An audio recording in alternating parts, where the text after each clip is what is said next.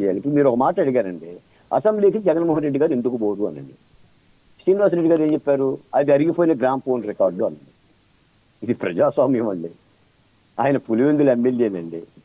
అక్కడ ప్రజలు ఎన్నుకున్నది అసెంబ్లీకి పొమ్మనండి, గ్రామ్ ఫోన్ రికార్డు అని చెప్పి అనమని కాదండి. అంటే ఇవన్నీ పరిశీలించాలి సార్. ఇష్టం లేకపోతే వెళ్ళిపోతే వెళ్ళిపోవచ్చు, నేను పోను అంటే పోను అనవచ్చు. ఓకే, బీటెక్ రవి గారి సవాల్ని ఎలా చూడాలండి? బీటెక్ రవే ఉందన్న జనరల్గా నాకు తెలిసి పులివెందుల జగన్మోహన్ రెడ్డి గారి అడ్డా, ఇప్పుడు తెలుగుదేశం పార్టీ అడ్డా. అసలు పులివెందుల్లో ఎవరెన్ని చేసినా, ఎన్ని మాయలు చేసినా జగన్మోహన్ రెడ్డి గారి పార్టీనే గెలవాలి, ఆయనే గెలవాలి. అక్కడ తెలుగుదేశం జెండా ఎగిరింది. రెండోది, 30 ఏళ్ళుగా స్వాతంత్రం లేని పులివెందుల ప్రజలు ఆనందంగా కుడివేలి మీద చుక్కబడిపించుకొని తన ఓటు హక్కును వినియోగించుకున్నారు. నా దృష్టిలో ప్రజాస్వామ్యం గెలిచింది. రెండోది తెలుగుదేశం గెలిచింది. కాబట్టి సవాల్ చేస్తున్నారు. చెప్పమనండి. నవ్వటం కాదు శ్రీనివాసరెడ్డి గారు, I can't debate, please tell me. 30 ఏళ్ళుగా ఎన్నికలు జరగల, 30 ఏళ్ళుగా అక్కడ ఎన్నికలు లేవు.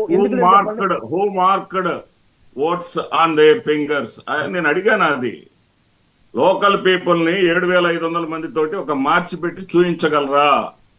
ఎందుకంటే చెప్తారు జరిగిందని.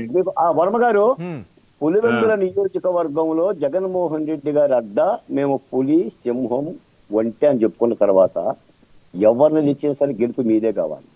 ప్రజల హృదయాలలో మీరుంటే మిమ్మల్నే గెలిపిస్తారు. మరి మీరు ఎందుకు గెలవలేదు? అక్కడ వివేకానంద రెడ్డి హత్య జరిగింది. ఆయన యొక్క ఆత్మ ఒక భూతం పట్టింది. మిమ్మల్ని ఎలా గెలుస్తారు? వివేకానంద రెడ్డి పులివెందుల బిడ్డ, వివేకానంద రెడ్డి పులివెందుల బిడ్డ, నాటి జగన్మోహన్ రెడ్డి.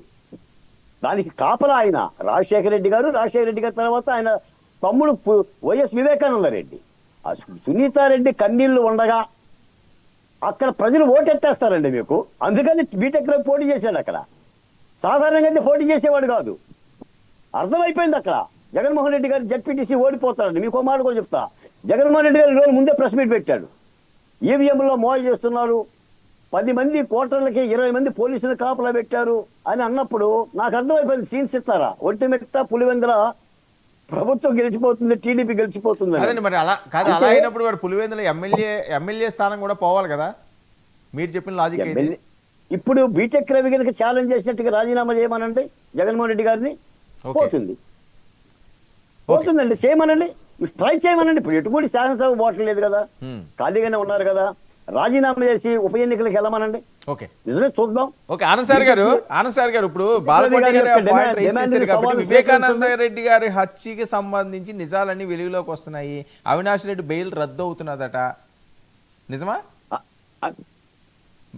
ఇప్పుడు కోర్టు ఏం చెప్తుందో తెలియదు కానీ మీడియా చూస్తుంటే ఖచ్చితంగా బెయిల్ రద్దు అవుతుందని నేను కూడా ఒక అడ్వకేట్ గా నాకు అనిపిస్తుంది. ఎందుకంటే ఏవైతే ఆ రామ్ సింగ్ అనే సిబిఐ ఆఫీసర్ మీద పెట్టిన కేసు ఉందో, సునీత గారి హస్బెండ్ మీద పెట్టిన కేసు ఉందో, దాన్ని స్క్వాష్ చేయమని సుప్రీంకోర్టు ఆర్డర్స్ ఇస్తానని చెప్పింది. తదుపరి బెయిల్ ఉండాలా వద్దనేది రేపు 9వ తారీఖున తేలబోతుంది. కోర్టులో తేలబోయే విషయాన్ని ముందుగా మనం చెప్పలేం, కానీ డెఫినెట్ గా తెలుగుదేశం పార్టీ, మా ఒపీనియన్ ఏంటంటే, మా స్టాండ్ ఏంటంటే, వాళ్ళు తప్పు చేశారు కాబట్టి డెఫినెట్ గా ఆ బెయిల్